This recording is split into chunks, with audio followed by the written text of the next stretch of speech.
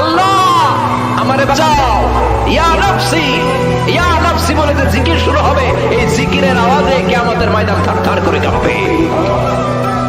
ও আয়েশা, সেদিন কেউ কাউরে চিনবে না রে আয়েশা। ভাই ভাইয়ের চিনবে না, বন্ধু বন্ধুরে চিনবে না, স্বামী স্ত্রীরে চিনবে না, কলিজার টুকরা সন্তান রে মা চিনবে না, ছেলেরে বাবা চিনবে না, কেউ কাউরে চিনবে না। ওই কিয়ামতের কঠিন ময়দানে সবার একটা চিৎকার, ইয়া নাফসি ইয়া নাফসি, আল্লাহ আমারে বাঁচাও। ইয়া নাফসি ইয়া নাফসি বলতে উপরের দিকে, ইয়া নাফসি ইয়া নাফসি বলে বলে উপরের দিকে মাথাটা করে মানুষ যে দৌড়ানো শুরু করে দিবে। আয়েশা, কার গায়ে জামা আছে কার গায়ে জামা নাই ওই দিকে খেয়াল করার সময়টাও সেদিন থাকবে না, এই সেন্স থাকবে না, সেদিন থাকবে না। ওই সময়ের ফাইনাল খেলার মুখোমুখি আমি হতে যাচ্ছি, আপনি হতে যাচ্ছেন, আমরা সবাই হতে যাচ্ছি। চিল্লায় বলেন ঠিক কিনা? কেমন করে আল্লাহ কিয়ামতের নকশা এঁকে দিলেন এই সূরায়, কিয়ামতের প্রামাণ্য ধারাবাহিক বর্ণনা আল্লাহ দিলেন।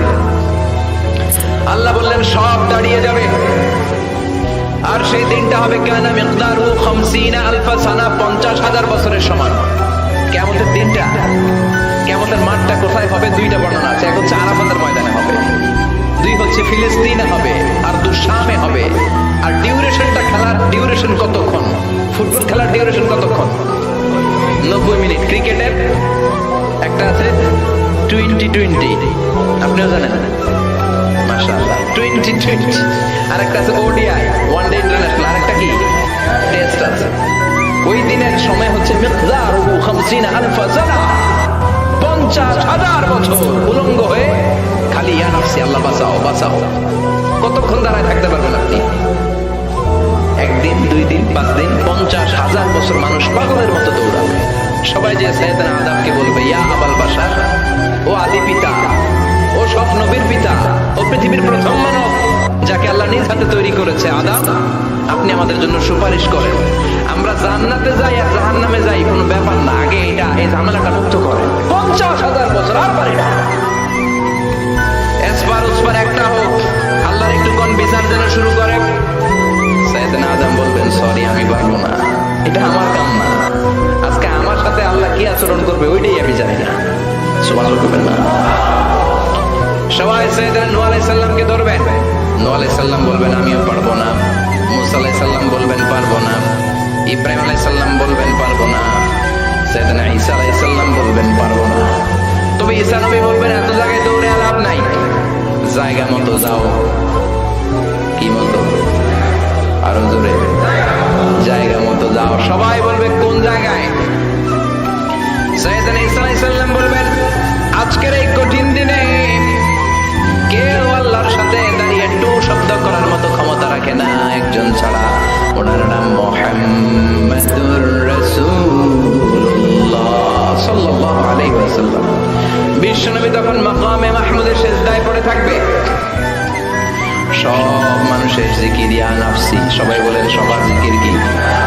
নবীরাও বলবে ইয়া নাফসি, নবীরাও উম্মতরে চিনে না, উম্মত নবীরে চিনে না। সবার জিকির কি?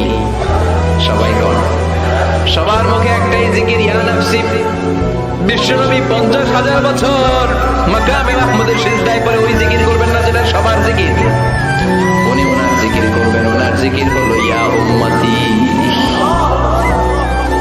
ইয়া উম্মতি রব্বি হাবলি উম্মতি, হে আল্লাহ আমার উম্মতকে বাঁচান, আমার গুনাহগার উম্মতকে আপনি মাফ করে দেন। সবার জিকির ইয়া নাফসি, ইয়া নাফসি। বাঁচার জন্য মানুষগুলো পেরেশান হয়ে দৌড়াবে।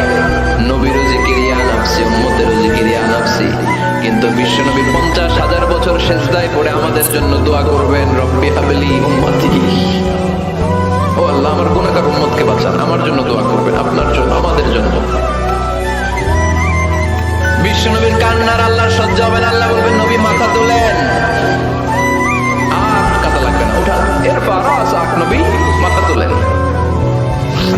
সাল তুতা, আজকে আপনি যা চাবেন তাই দিয়ে দেব।